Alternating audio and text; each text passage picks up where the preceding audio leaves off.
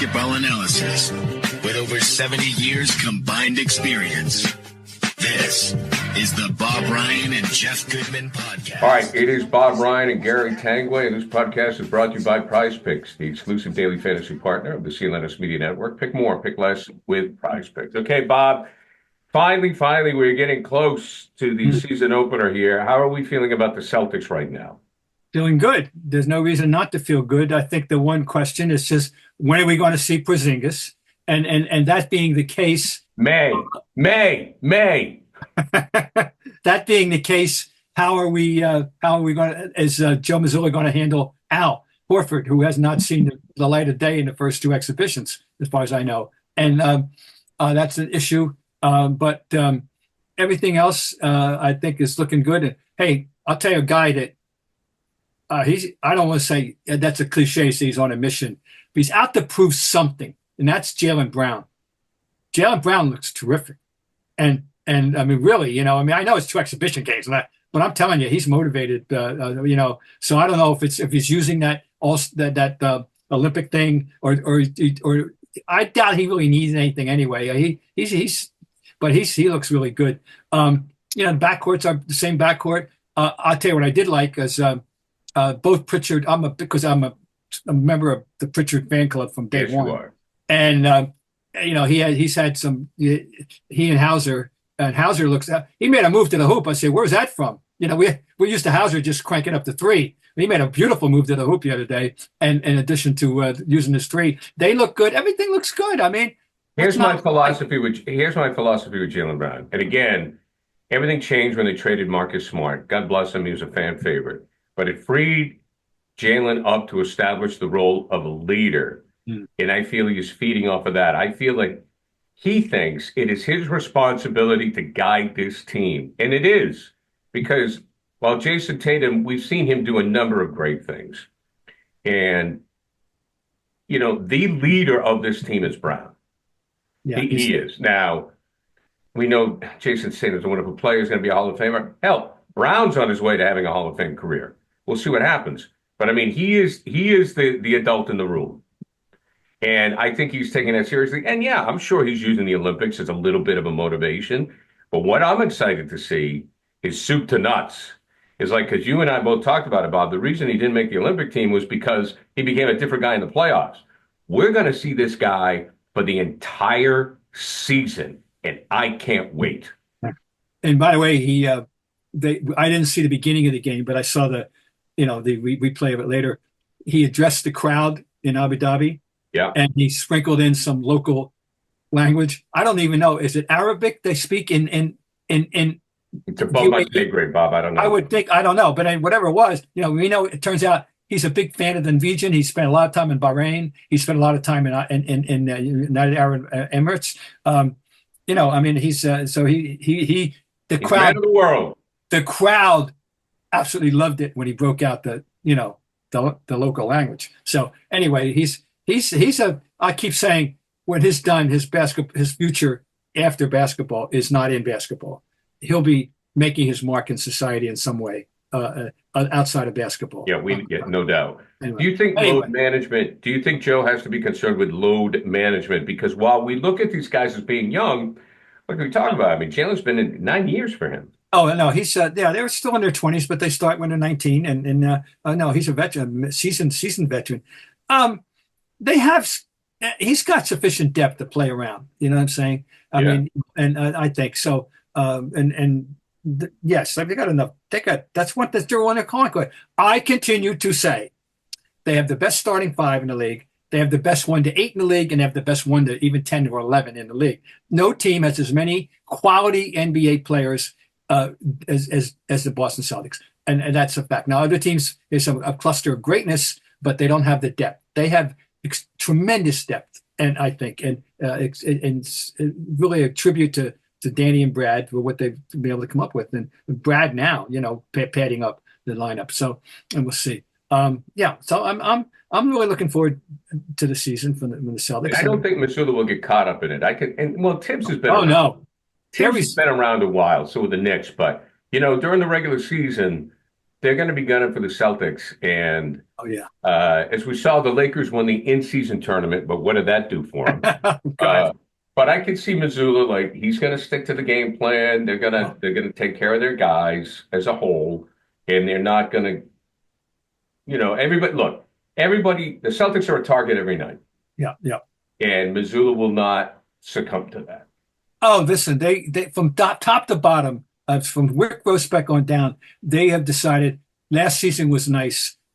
Now it's a new year. I mean, and think about it, Bob, for a minute. Like, if you're Jaylen Brown and you're Tatum, but to win back to back is a big deal now, because after LeBron's era is over. I love him. Let's face it, he's on the back nine. But, there are no Spurs. The Spurs are gone. The Bulls are gone. No Warriors. There are no dynasties. There's no Warriors. No, there's no Warriors. Everybody's like, let's win one and we'll see what happens. I mean, for the Celtics, you're right. But so they want to make them. And when you play for the Celtics, you're acutely aware of the history. And these guys, we know these guys know that they've already identified that we want to win another one, so they can, be able to be discussed in some terms with the big three, the original big three, who won 3 times. And they want to win multiple times. But I mean, the point is that they're focusing on this year, and they're not in any way resting on the laurels, quote unquote, at all. I don't think that they're very adamant about that, and I think we can take them at their word. That's all. So now, once again, the big thing we discussed, clearly, the two teams, they're two big rivals in the division. They're both in the division, not just the conference, have loaded up and improved on paper. The Knicks and the Sixers. So that's going to be, challenging. Good. You can now win up to 100 times your money on Prize Picks with as little as 4 correct picks. Hey, sign up today. Get $50 instantly when you play $5. You don't even need to win to receive the $50 bonus. It's guaranteed. Cook up hot takes with your friends and win real money this football season when you and your crew run your game on Prize Picks. This week on the Prize Picks football board, Justin Jefferson for more than 83.5 receiving yards and Patrick Mahomes for less than 267.5 passing yards. Download the app today and use code CLNS to get $50 instantly after you play your first $5 lineup.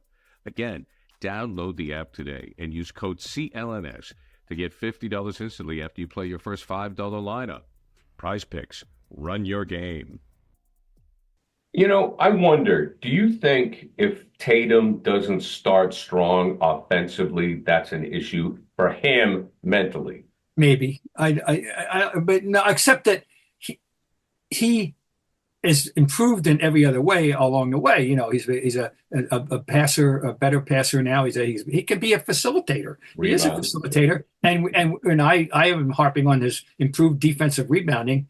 I thought that's one of the unspoken, unattributed factors in the playoffs was his great defensive rebounding in traffic, and that wasn't always the case. He was an okay rebounder, but he's become a damn good one.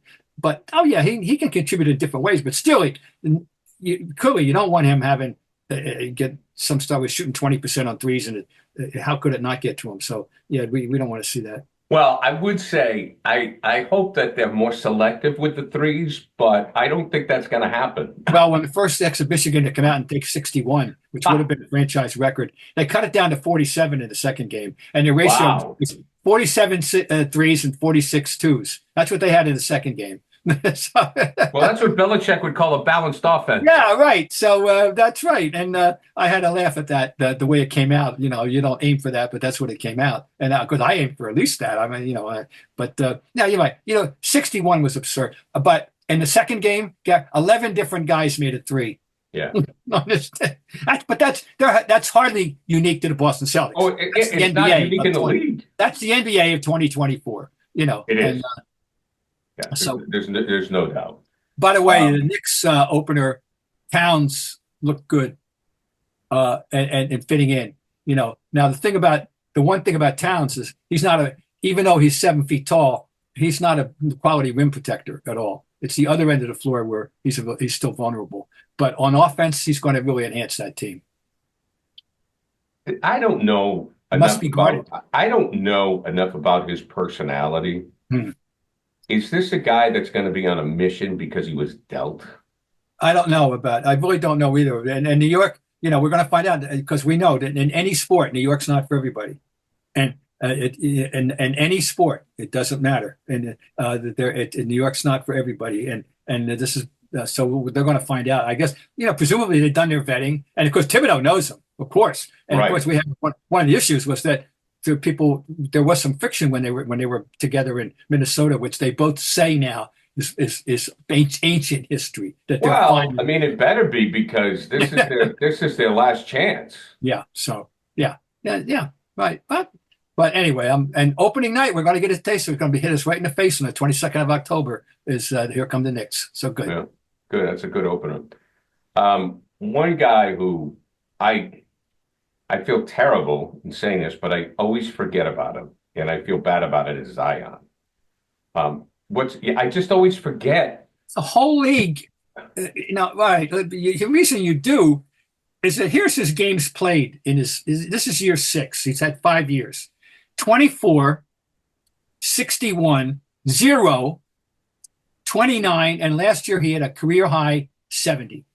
And I'm sure that would be a figure that they would gladly take in New Orleans. Sure. But the point is, he got hurt in the end in the playoffs.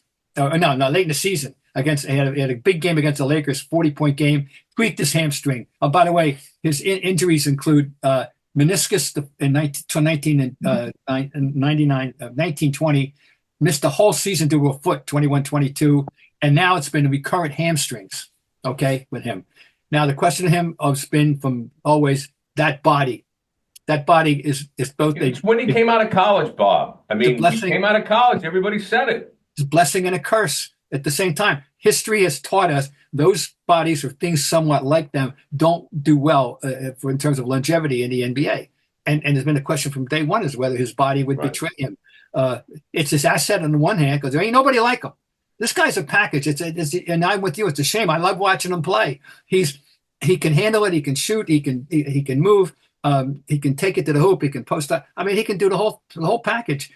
He's averaged, and in his 4 full seasons he's played, he's averaged 22, 27, 26, and 23. And he loves to play the game. It's when you just mentioned all of his attributes. When I see that big guy play, it's like he's playing on the playground like that. If he wasn't in the NBA, that guy would be at a court from like sun up to sundown. Yeah, well, he's an anomaly. There's nobody in the league with that body. Nobody quite like him. Yeah, it's too bad. Now last year they quietly won 43 games last year. Now here's their and they've got a pretty good backcourt, DeJounte Murray and DeJounte, excuse me, and McCollum. They got CJ McCollum. Jose Alvarado's a nice backup. Guess who they have in their roster as a center? Daniel Tice. Team number 6. Good for him, man. Since he left the Celtics, he's played with Chicago, Houston, Indiana, the Clippers, and now the Pelicans. Daniel Tice. He's 32, and he keeps finding a job. Good for him. Get the pension, kid. Just get the pension. Yep. So get the pension. Now, but nobody's thinking they're going to be anything great over in the West. But they did win 43 last year, and people, they're respectable, and they've been fighting for recognition in that town, and so it's still a football town.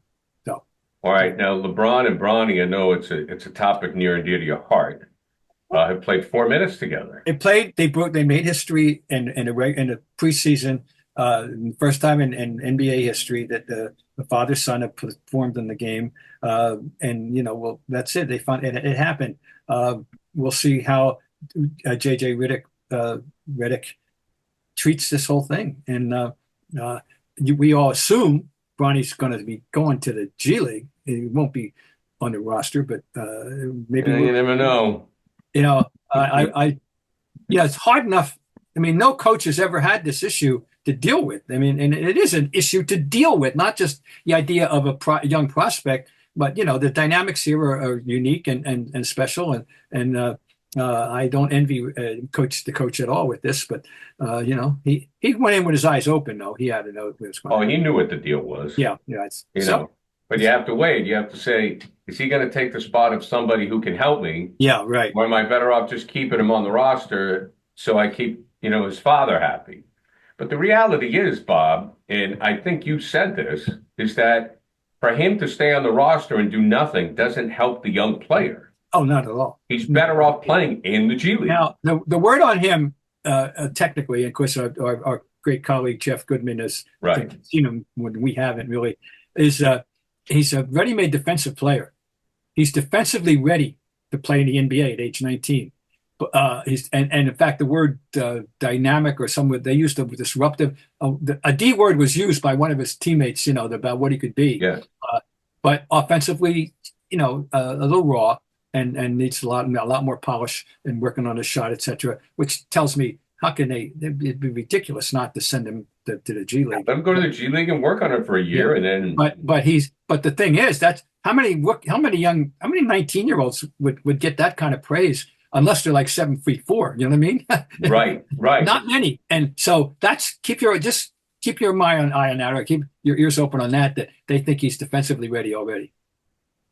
Well, if you like to play defense, you'll always have a job in the league. Yeah, right. Because so there it is. There's no doubt about that. Look, there's nothing like seeing a game live. I mean, watching it on TV is great. We have all the technology. We have our phones. We have access to everything. But being there in person is definitely the way to go. Game Time has a new feature called Game Time Picks that makes getting tickets to see your favorite teams play live even easier. Game Time filters out the fluff to show you only incredible deals on great seats so you don't have to waste time searching through thousands of tickets. For example, coming up in October, $147 to see the Dolphins at New England. That's a good deal, folks. That's an AFC each grudge match. Also, great deals on BC tickets, Boston College tickets, as they're headed in the right direction over at the Heights.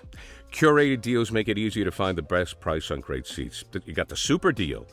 Seat views before you buy. Lowest price guarantee, even cancellation protection, job loss protection. They've got so many different angles for you. Game Time Picks. Curation makes it easy for you to save more on sports, concerts, comedy, and theater. You could toggle along with all-in pricing. The feature shows the total up front with no surprise fees at checkout. Plus, you get a great view from your seat. Get a panoramic view from the seats that you're about to buy. You don't have to buy them, and you get the view, so you know what you're getting. Lowest price guarantee or Game Time will credit you 110% of the difference. Your purchase is covered with the most flexible customer service policy in the ticketing industry. Take the guesswork out of buying tickets with Game Time. Download the Game Time app, create an account, use code CLNS for $20 off your first purchase. Terms apply. Again, create an account and redeem code CLNS for $20 off. Download Game Time today. What time is it? It's game time. Okay, I noticed today that the Miami Heat are going to name the floor in Miami after Pat Riley, like the Red Auerbach floor. And now you have the Red Auerbach Center. It seems, well, we all know that, Riley's still alive, and a drinking buddy of yours from the 1976 NBA Finals, A pool buddy. But it seems to me, you name the floor after Riley, there should be a statue of this guy. They should name a building after this guy. They should name like a highway after this guy, to me. I don't know. I think that's a pretty nice tribute. It's just the beginning, because as Celtic fans, we don't like him, but let's face it, he has an amazing list of accomplishments. Yeah. Well, it's something. He has the reputation of the famous F. Scott Fitzgerald line about no second acts, because he's had a second and a third act, and this third act is pretty damn good in Miami. Then he didn't leave New York well. Okay, didn't leave New York well. I think he resigned by email or something. Right. It wasn't good. But to go back to it's a fascinating career. I mean, it's a fascinating career. It starts with high school superstardom in Schenectady, New York. He's the son of a minor league baseball player. I don't know if you knew that. His father was a baseball lifer, Lee Riley, Lee, but a disciplinarian apparently. And Riles a disciplinarian. Then he goes to Kentucky, and he's the star Rups Runts, and he was jumping center at 6'3", And of course, they were the losing team to the famous Texas Western in 1966. But and then he goes and he's in the NBA. He's a backup guard. He does play on the 71-72 Laker championship team, and then he's out of basketball at one point. He's a carpenter, I believe.